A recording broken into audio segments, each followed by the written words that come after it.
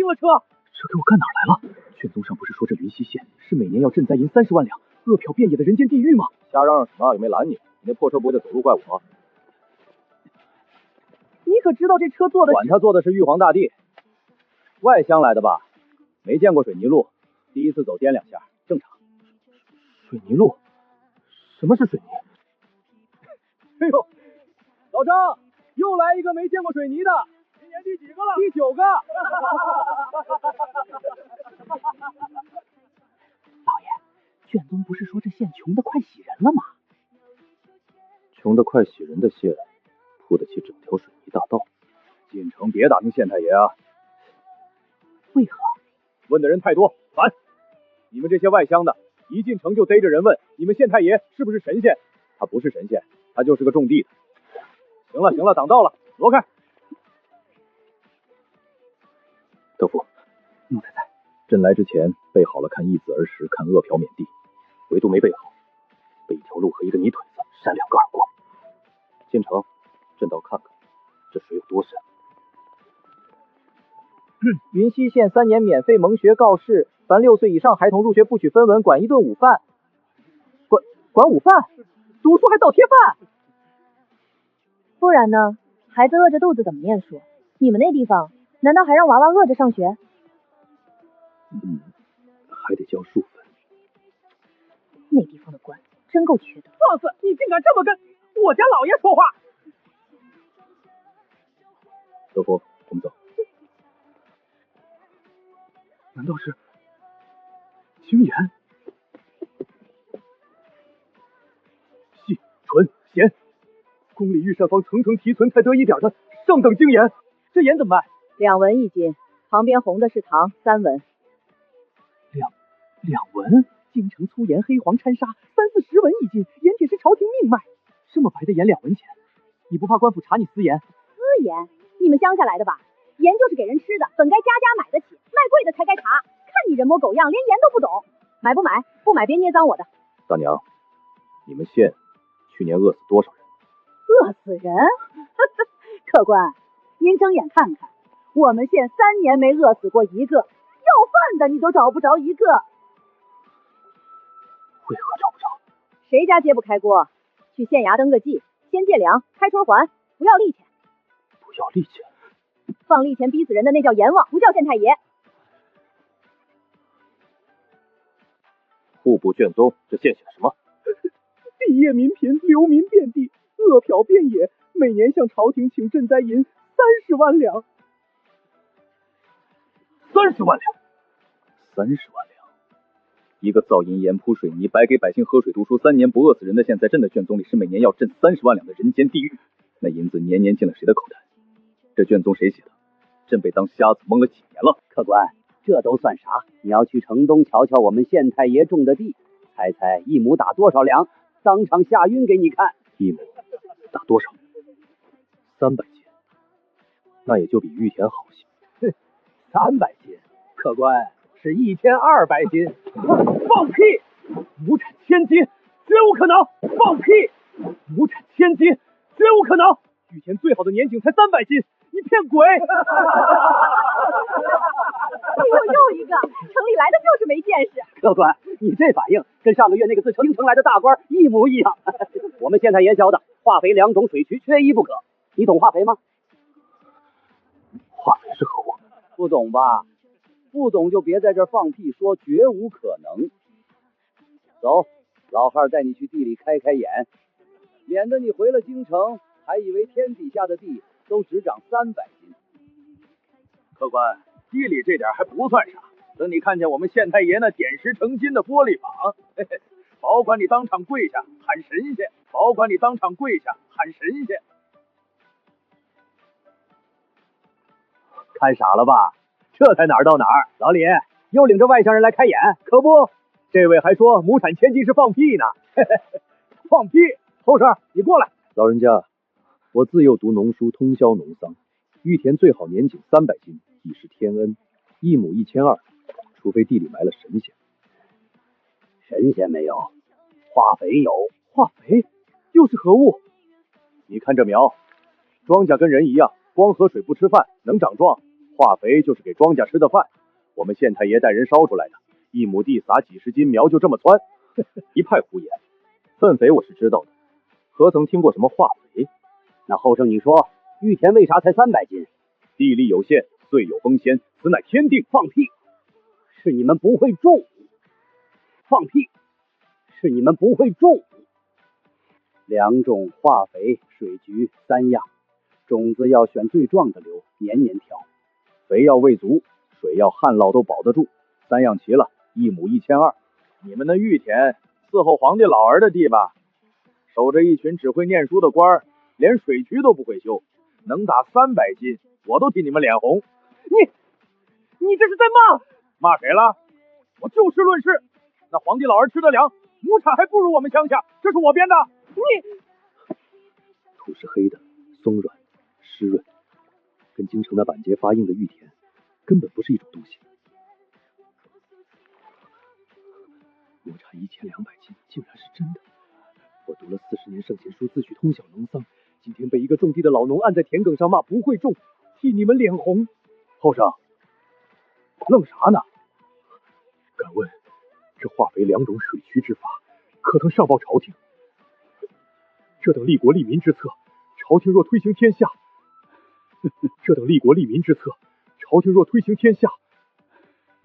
上报朝廷？后生，你是真不知道还是装不知道？3年前，朝廷把我们县一笔勾销了，卷宗上写我们恶殍遍野，不闻不问。我们县太爷上的折子一封都没回过。既然朝廷当我们死了，那我们活我们的，凭啥还把命根子白送上去？朝廷当人死了，人却活成了神仙。那一封封石沉大海的折子，那一封都没回的批复，是经过朕的预案，还是根本没让他到朕的预案上？老李，快领人回去，县太爷要查那个上月来的京城大官。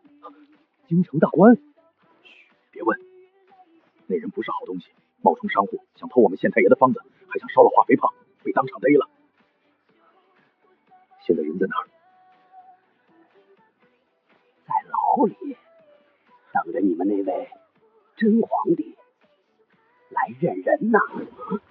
等着你们那位真皇帝来认人呐！德福，你瞧见乞丐没有？老爷，奴才走了1整天，一个要饭的都没瞧见，流民乞丐病倒在街边的，一个都没有。可京城呢？京城天子脚下，朱雀大街上，每隔几步就横着一个。老人家，瞧病花了多少钱？瞧病不要钱啊！县太爷开的医馆，看诊抓药，穷人全免。我这把老骨头要乐3年前，早死8回了。不要钱？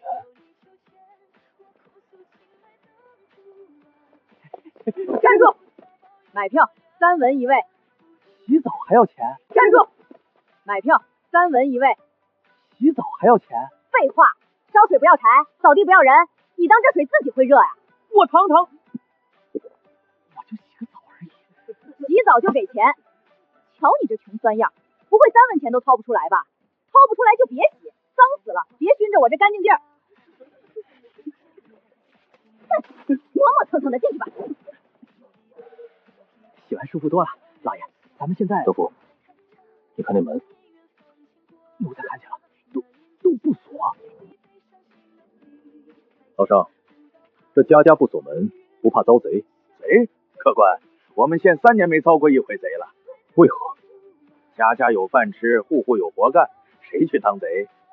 再说了，谁要敢偷东西，全县人戳他脊梁骨，他在云溪县就别想活了。县太爷说：“仓廬实而知礼节，肚子饱了，人心就正了。”仓廬实而知礼节，仓廬实而知礼节。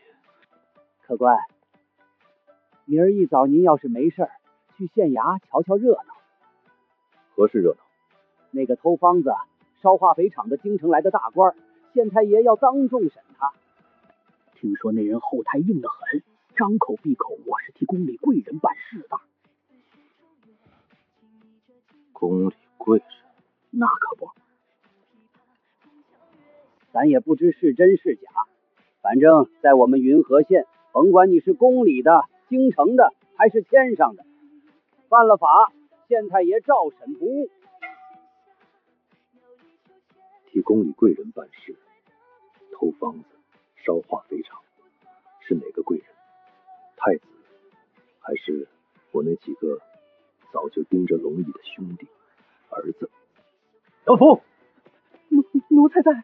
明日一早去县衙，朕要亲眼看看是谁在朕的眼皮子底下伸了这么长的手。还有那位云溪县令，朕也该会会他了。朕也该会会他了。沈燕，你好大的胆子！本官是替宫里贵人办事，你审我，你审得起吗？这方子，宫里那位志在必得，你乖乖交出来，本官保你。来人，把他偷方子夜烧化肥厂伤了3个工人的供罪念给为官的乡亲听。沈燕，你敢动我，宫里贵人不会放过你。你口口声声宫里贵人，我倒想问问，是哪位贵人会派你来一个饿殍便血的废县，偷一个穷县令的方子？既然云溪县穷得饿死人，方子能值几个钱？犯得着你这么个大官亲自跑一趟，还要烧铺伤人？要么是有人早知道云溪县根本不穷，富得流油；要么是有人瞒着当今圣上，既要骗朝廷的赈灾银，又要抢我云溪的方子。你说是哪一种？既要骗朝廷的赈灾银，又要抢我云溪的方子，你说是哪一种？你血口喷人！我要见皇帝，我要面圣！皇帝知道了，第一个砍了你！面圣？行啊，你既是替宫里贵人办事，想必识得圣言。那本官问你，当今圣上可知道云溪县3年没饿死过一个人？圣上可知道每年30万两赈灾银根本没到过云溪百姓手里一回？圣上可知道有人借着他的名头，在他眼皮底下把一个富县报成死县？我看他什么都不知道。他坐在那金銮殿上，被你们这群人捂住眼塞住了。他以为他的天下海晏哲清，其实早就被你们啃得只剩骨头了。啃得只剩骨头了。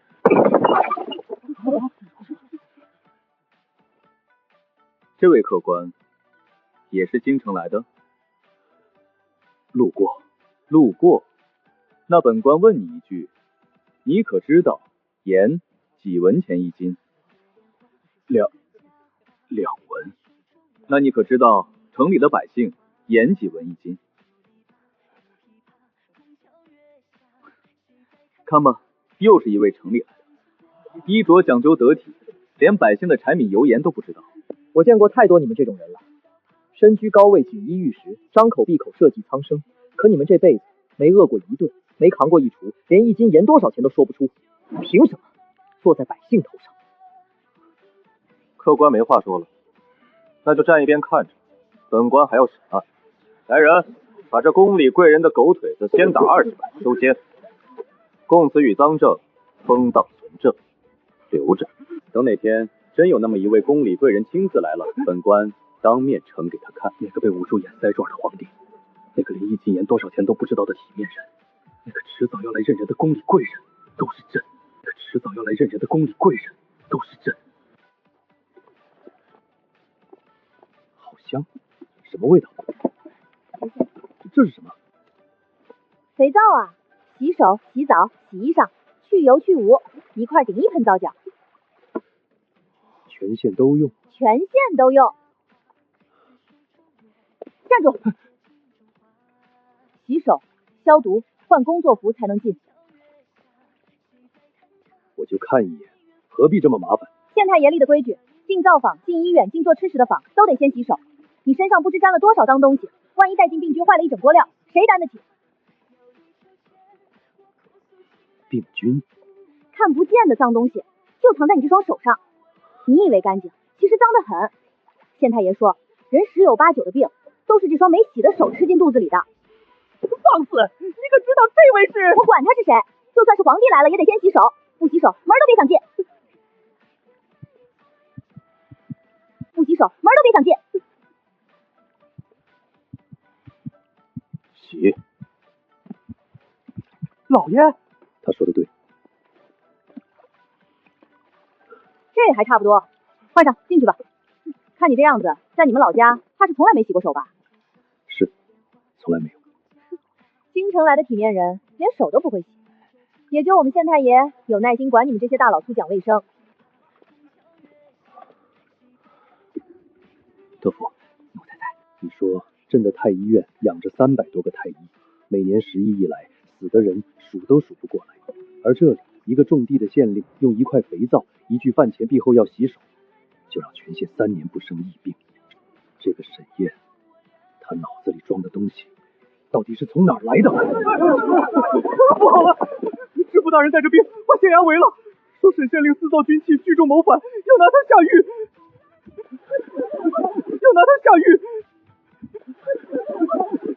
沈燕，有人举报你私造军器，聚众操练，图谋不轨，人证物证俱在，还不束手就擒，跟本府回府城受审。私造军器，大人，我云岐县3年没向朝廷要过一兵一卒，北过境灾过年，全靠百姓自保。我训几个民兵守自己的家，这叫谋反。巧言连色，操练乡勇，私铸火器，哪一条不是死罪？来人，拿下！只要真动起手，沈燕区区一个县令，拿什么挡200兵？知府大人，既然您说我私造军器，那不妨让大人开开眼，把那意大利炮推出来。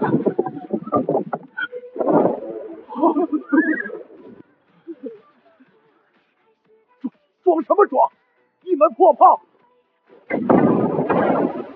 一门破炮！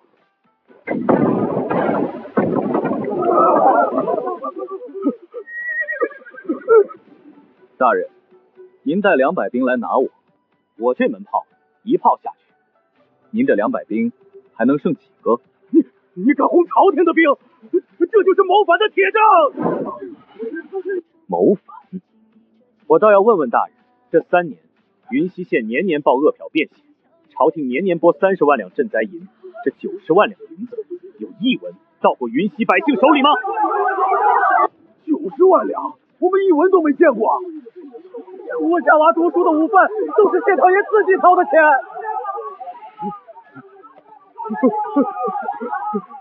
你血口喷人！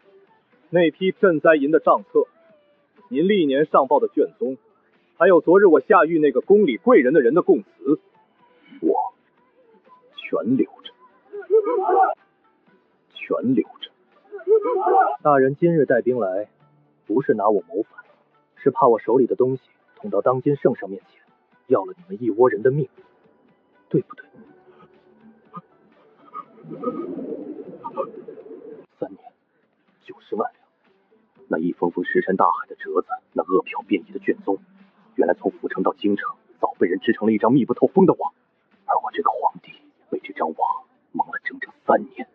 沈燕，你以为凭一门炮就能跟整个朝廷斗？今日我拿不下你，明日宫里那位贵人会派1万兵来踏平你云溪县。宫里那位贵人是哪位贵人？哪来的外乡人也敢插嘴？放肆！尔等还不跪下！当今圣上御驾在此！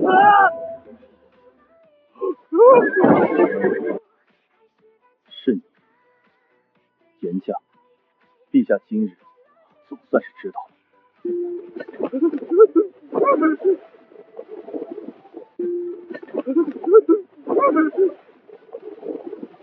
沈燕，见过陛下。大胆！见了圣驾，为何不跪？回公公，我大敬礼，身有功名者，面君可不跪。再说了，陛下今日是来认人的，不是来受跪的。该跪的是那些骗了陛下3年的人。都起来吧，沈燕，陪朕走走。陛下既然想知道我这些东西从哪来，这一出陛下该看看。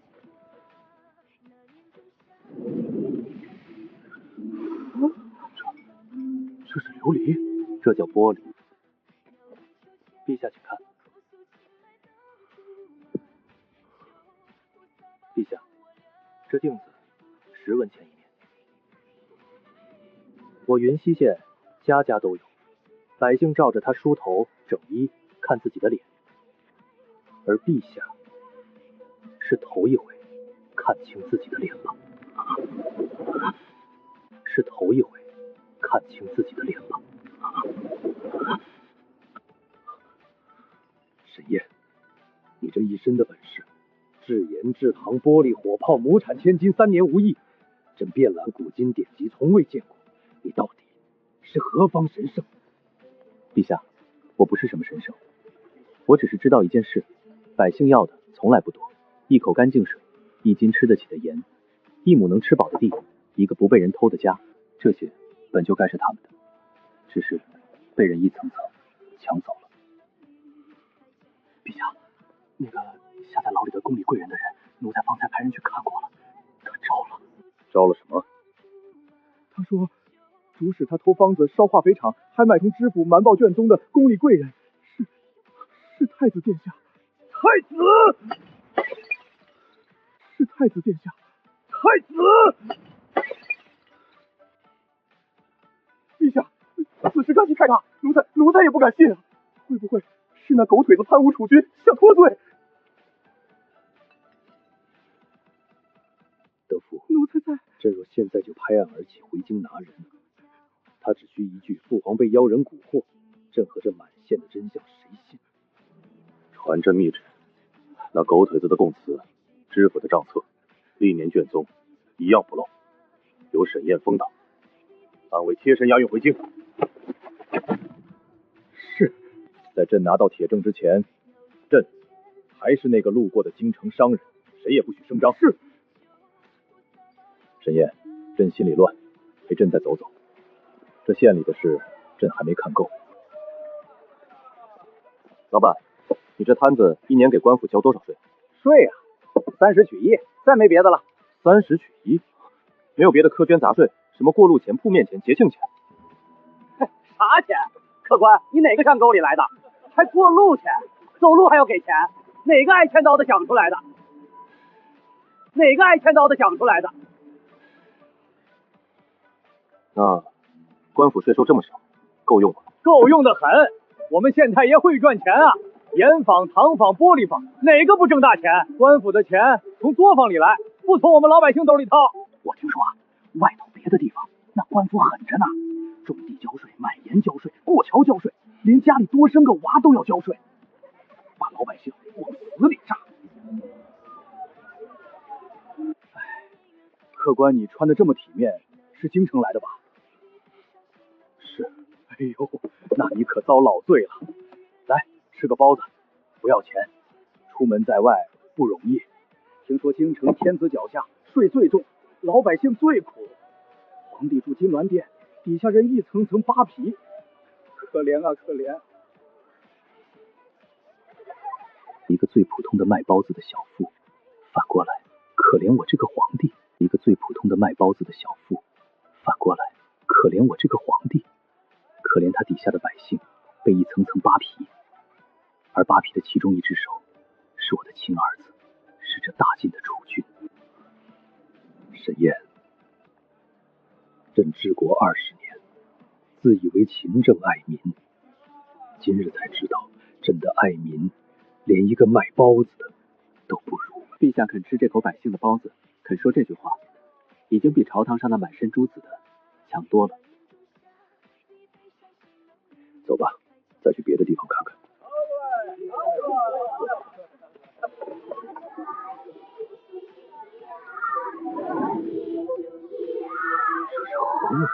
叔叔，这是99乘法表呀。乘法？就是算账用的。我们县太爷说了，不会算数，长大了要被人坑。叔叔，你会背99乘法表吗？不会。你会背99乘法表吗？不会。这都不会，叔叔你好笨呀！我们县太爷说了，不会算数的人长大了找不到好活干，还会被坏人骗。叔叔你这么大了还不会，是不是小时候没好好读书呀？叔叔确实笨，叔叔回去一定好好学。这就对了，知错能改，还是好叔叔。福德，奴才在。派人去府城，这要知道那位巡抚对云溪县的事到底知道多少。陛下，巡抚衙门里云溪县的卷宗3年来从未更改，上头白纸黑字仍写着云溪地界民贫饿殍载道。那巡抚不仅一无所知，半月前他刚向户部递了今年的折子，为云溪县再请赈灾银30万两。好一个一无所知！知府勾结太子，中饱私囊；巡抚尸位素贪，连治下最富的县富成什么样都不知道，还年年替人伸手要银子；连治下最富的县富成什么样都不知道，还年年替人伸手要银子。朕的封疆大吏，朕的满朝文武，就无一人知道在这大晋境内有这么一座云溪县。陛下，您现在明白为什么我守着这一个县不愿入京了吧？京城那些人不是不知道云溪能让百姓吃饱，是他们根本不在乎百姓吃不吃得饱。百姓越穷，他们越好伸手。云溪富了，断了他们的财路，他们恨不得把它从地图上抹掉。我把云溪治成这样，在他们眼里不是功劳，是死罪。报陛下，京城800里加急，太子以陛下为父多日音讯全无，恐遭妖人挟持为由，已在京中行监国之事，百官已有大半向动工称臣。行监国之事，百官大半向东宫称臣，好得很。朕还没死，他就急着做龙椅了。陛下，咱们快回京啊！你一露面，谣言不攻自破。回京？朕这一路回去，太子只需在半道设一伏，再放出风声，陛下已被妖人所害。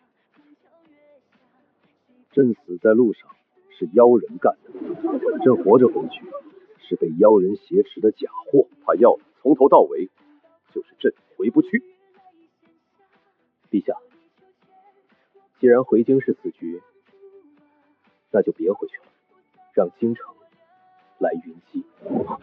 你说什么？凭一个县跟整个朝廷跟太子的大军斗，沈大人，你莫不是疯了？陛下，跟我来。我这个县令的家底，您还没见全。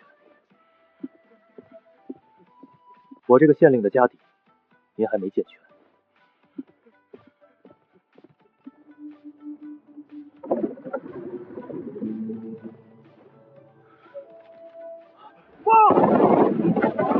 说的，再放！这火枪能连发，装弹这么快？我改的定装弹，一个熟练兵一袭一发，300杆，就是一袭300发。陛下，朝廷的神机营能做到吗？昨日陛下见过的那门是最小的，这门一炮下去，半里之内寸草不生。这是何物？地雷，埋进土里，人马一踩，当场炸开，一片雷区能让1万骑兵变成1万具尸体。沈燕，你私藏这等军械，暗律该满门抄斩。陛下要治，随时治；可陛下不妨先想想，3年前朝廷把云溪一笔勾掉，灾荒来了没人管，我不造这些，云溪百姓早被刘匪屠了10回。这些东西不是用来反陛下的，是用来让百姓不再任人宰割的。好，朕这趟本是来问罪地方官的，如今看来，该问罪的在京城。沈燕，朕问你一句，太子若发兵来犯，你这云溪县守得住吗？报！东南30里发现大军，打着东宫旗号，号称5万前来迎驾。迎驾？5万大军迎一个微服的皇帝，这分明是来灭口的。陛下，请随我上城头，一起看看怎么个事儿。这城墙也是水泥浇的，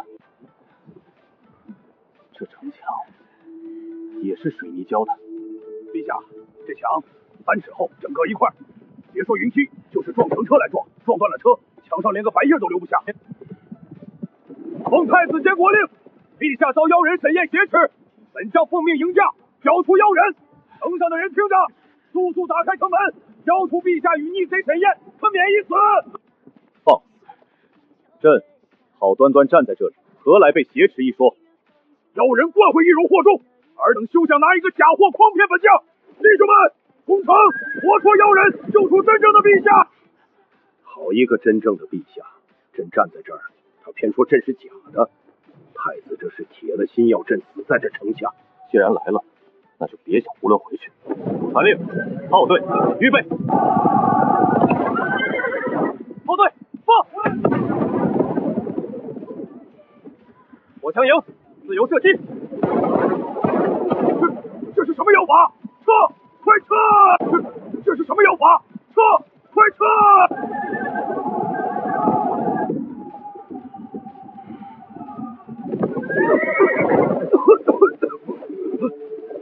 逆贼！尔等竟敢炮轰王室，这是诛九族的死罪！放屁！我们守的是当今圣上，你们打着太子的旗号炮轰圣驾，你们才是诛九族的反贼！陛下，是真的，陛下。现在知道了，晚了。传朕口谕，把这降将连同他亲眼所见的一切放回京城。朕要太子亲耳听他说，朕还活着。朕的云溪县一炮未遂，而他的5万大军全军覆没。沈燕，造这些东西，养着300兵，修这座水泥城，要花多少钱？得花不少。那钱从哪来？朝廷3年没给过云溪1文，你一个穷县令哪来这么多银子？陛下随我来。先生，陛下想知道咱们云溪一年赚多少？哪年？去年还是前年？去年啊，不多，抛去成本、工钱给百姓的补贴，净挣420万两。420万两，大进国库，一年税赋收入统共也就500-600万两，一个县挣的钱快赶上整个朝廷的国库了。怎么可能？一个县挣这么多，快赶上整个朝廷的国库了。怎么可能？一个县挣这么多？客官见识少了吧？我们的盐糖、玻璃、肥皂、镜子早就卖出云溪了，周边10几个州县都在用我们的货，便宜又好。就连京城那些王公贵族家里用的玻璃镜、雪花糖，十有八九都是从我们云溪贩过去的，只不过经了几道手，到京城就翻了几10倍价钱。客官，你脸色不太好啊？怎么，你也想跟我们做盐糖生意？算了吧，我们这生意入伙起步10万两，看你这样子，虽说穿的体面，怕是也拿不出这么多现金，别勉强，做不起的。沈燕，你有富可敌国的钱，有横扫千军的兵，你若想反这天下，你3年前就能取了，你为何还守着一个小小的县令？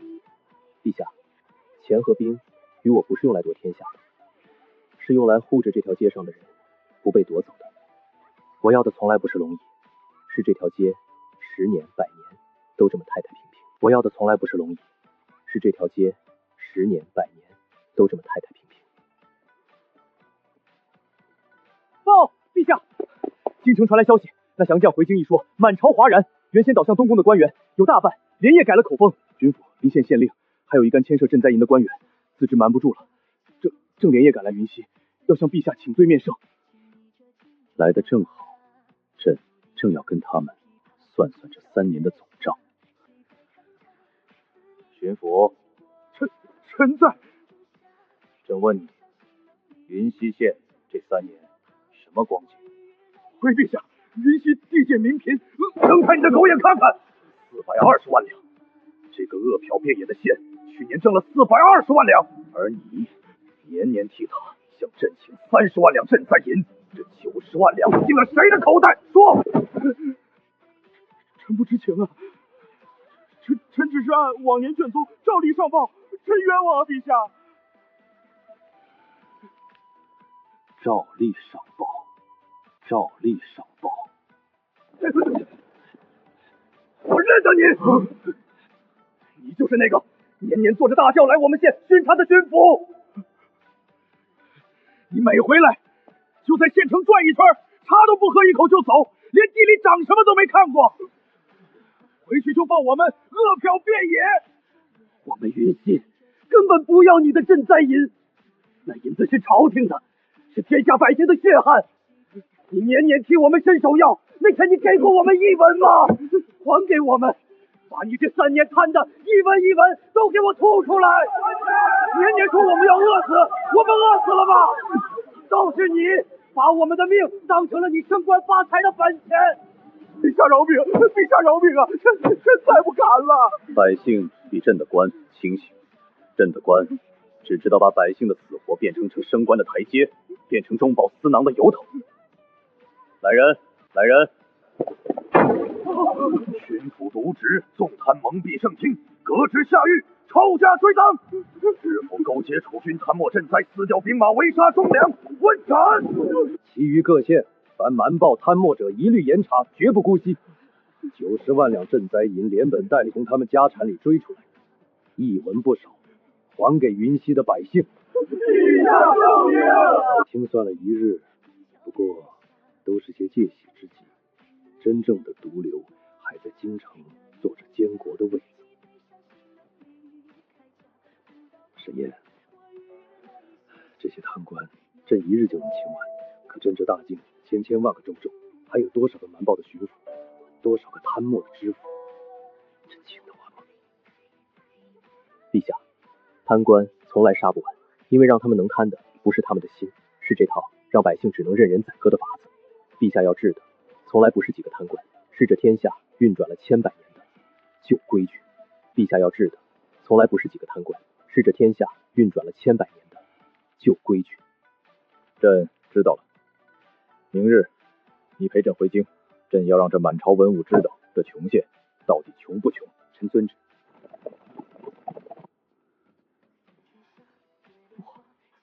我这一时糊涂，是奸人挑唆。奸人偷沈燕的房子，烧他的工坊，最后发5万大军来拿你的父皇。这一桩桩是奸人替你做的。你知道朕最寒心的是什么吗？不是你想夺朕的位，是你明明知道云溪那套法子能让千万百姓吃饱穿暖，你不但不上报，反而要烧了他，还要拿了沈燕。在你眼里，百姓的命还不如你账上那几10万两银子。你这样的人，就算坐上龙椅，也只会让这天下烂得更快。来人，将太子圈进宗人府，终生。来人，将太子圈进宗人府，终生。沈燕，朕欲拜你为相，一人之下，万人之上。朕把这大晋国政交于你手，你想推的法子无人敢拦，你意下如何？陛下，臣谢恩，但臣不愿入京为相。为何？以你之才，区居一个小小县令，岂不可惜？陛下，在臣看来，让一个县的百姓过上好日子，亲眼看着他们顿顿吃饱，夜不闭当，孩子都能读书，这比当丞相有意义的多。丞相高高在上，看的是奏折上的数字，臣守着云溪，看的是一张张活生生的笑脸。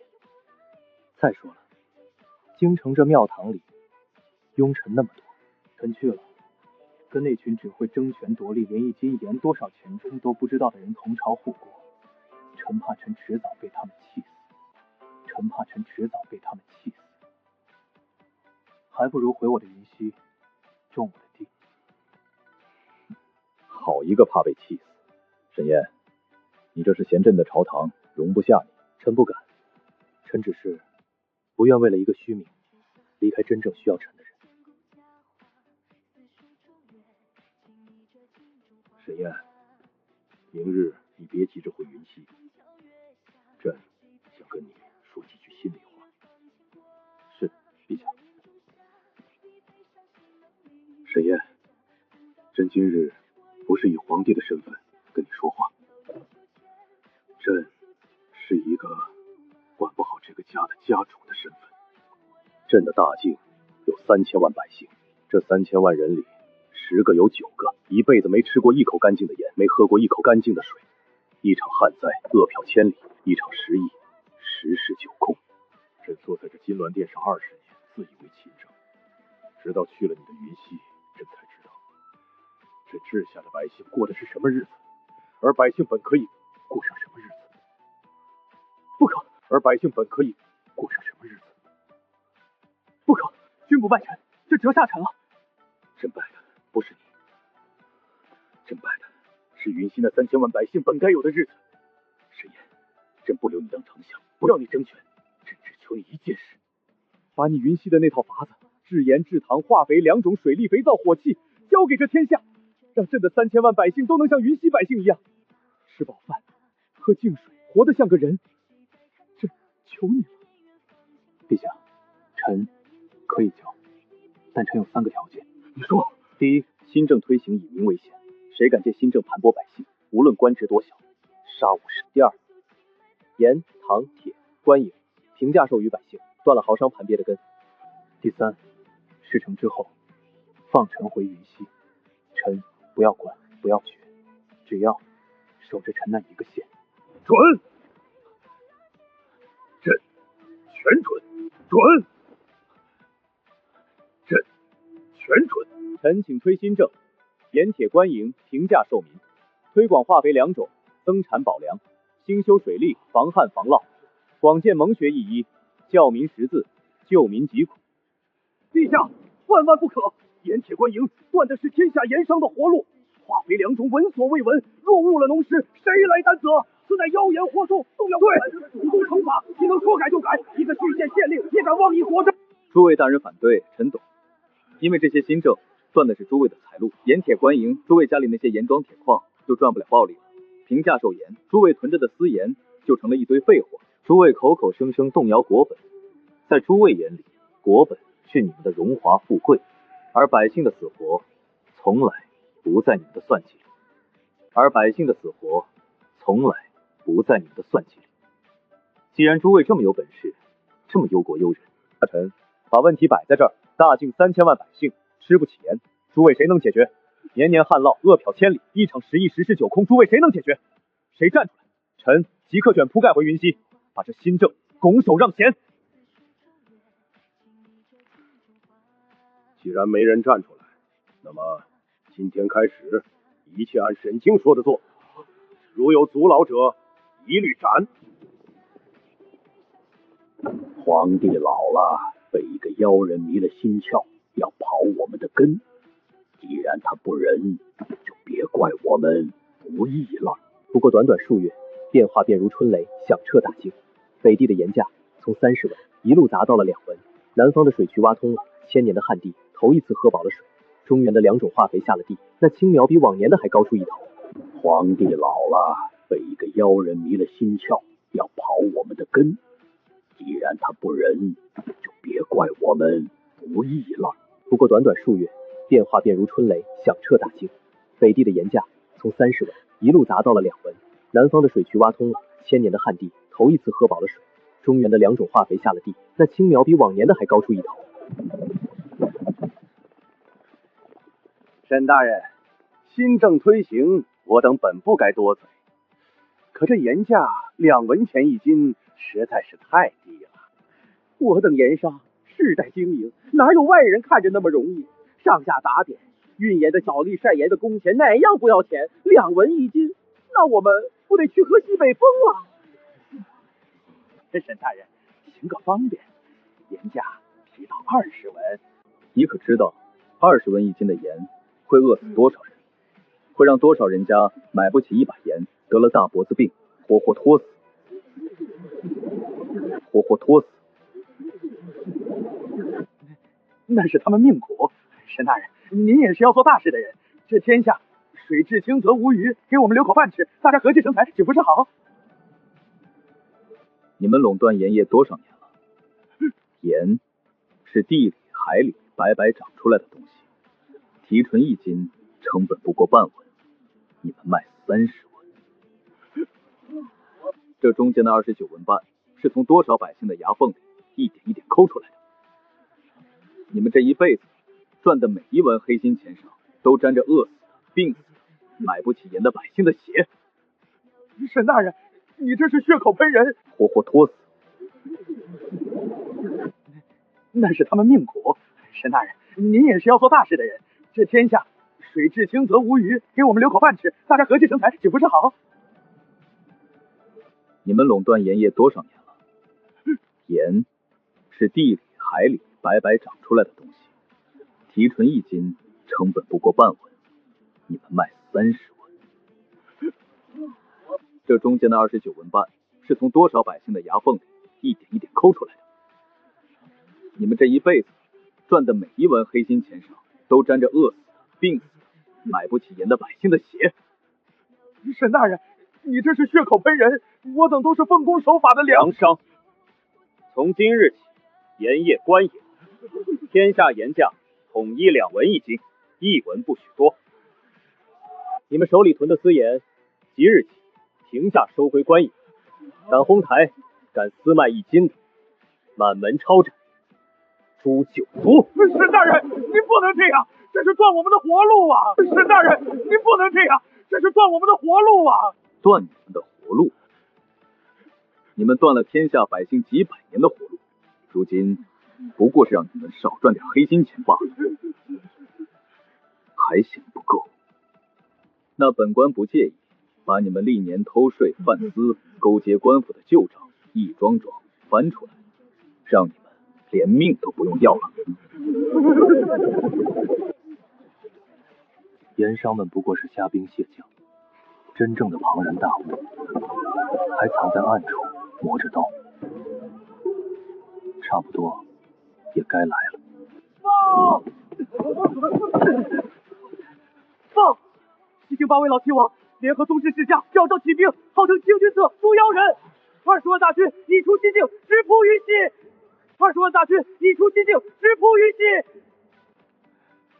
清君侧，诛妖人。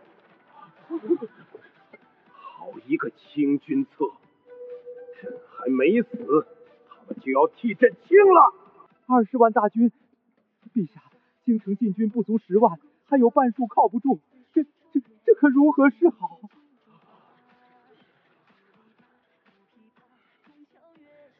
陛下，不必动京城一兵一卒，叛军直扑云溪，是要烧了新政的根，那就让他们有来无回。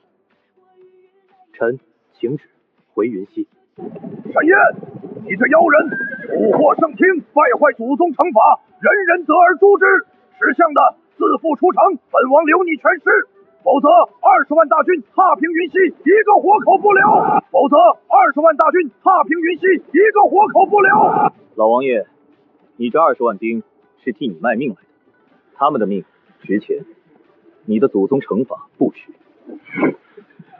最后劝一句，退兵，我可以止住你1人之罪。放肆！一个居前县令也敢跟本王讨价还价！弟兄们，攻城！破了云溪，城里的金银随你们取。地雷，进！炮队，破！火枪营，自由射击！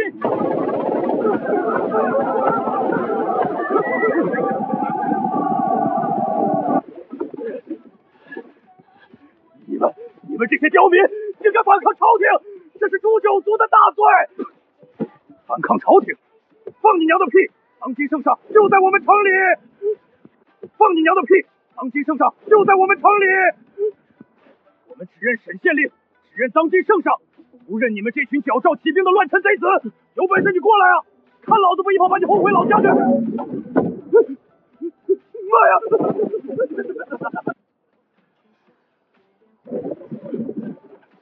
妖术，这是妖术！我大庆的祖宗惩罚，20万大军怎么会输给一座小小的项城？老王爷，这不是妖术，你输的也不是这一仗，你输的是这个正在变天的时代。你们这些抱着旧规矩不放的人，从踏出西境的那一刻起，就已经被这个时代抛下。传旨，西境作乱八王连同附逆世家尽数捉拿，严惩不贷。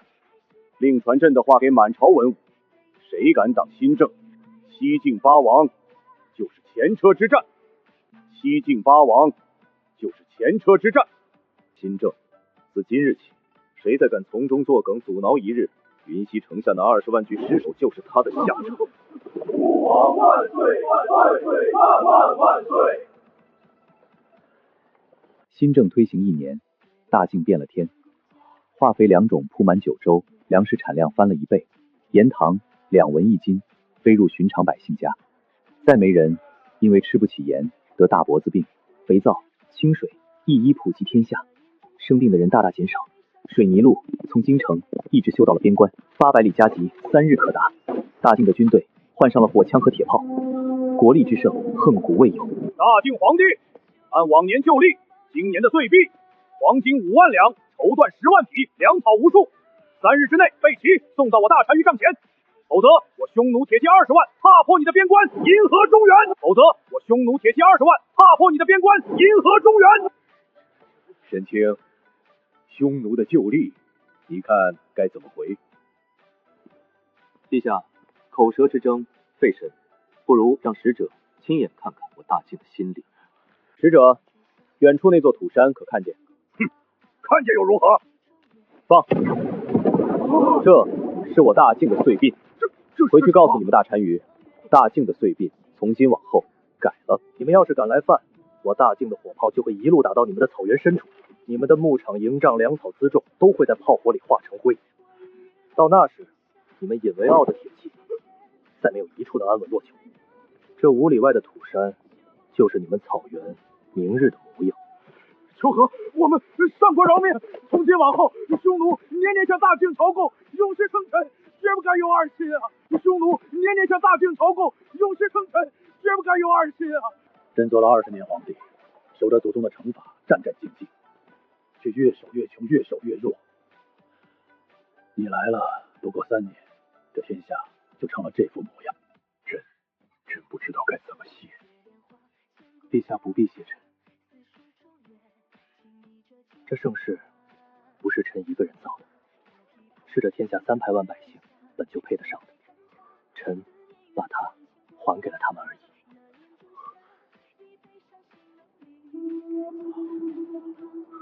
如今的大晋国库充盈，粮仓满溢，路不拾遗，夜不闭户，万国来朝，四海升平，这才是真正的太平永昌盛世。陛下，臣该回云溪了。回云溪？你要什么，朕都可以给你。高官厚禄，封侯拜相，甚至一字并肩王，朕都舍得给。臣不要。甚至一字并肩王，朕都舍得给。臣不要。沈燕，你可知一字并肩王与天子平起平坐，这是大疆从未有过的尊荣。臣知道，那你为何不要？臣这辈子只想当个能让百姓吃饱饭的县令。云溪的稻子该插秧了，臣告退。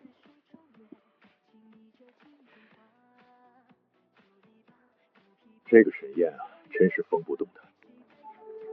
父皇，这就是云溪。是。